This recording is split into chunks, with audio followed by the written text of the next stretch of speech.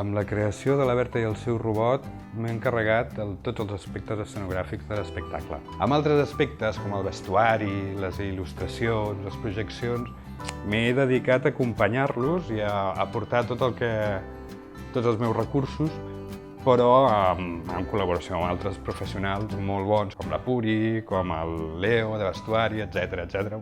La Berta i el seu robot ha estat un procés de creació a partir d'un conte molt escuet i una energia molt concreta de la companyia. I un dia ens vam posar a treballar amb aquest conte i a imaginar com seria. Així doncs, hem construït un cotxet, hem fet unes il·lustracions, les hem animat, el vestuari s'ha fet i s'ha refet, fins que hem trobat un punt que ens ha agradat a tots. Encarregar-me de les il·lustracions de la Berta ha sigut un plaer, perquè el text és supermaco. Vaig pensar molt, però després va sortir tot molt fàcil perquè el text ja és molt màgic. M'ha agradat molt treballar a unes formes molt naïfs, buscant molt el color, que també té la calidesa que té la història de la Berta, que és molt imaginativa, i he intentat buscar aquesta màgia que té la Berta.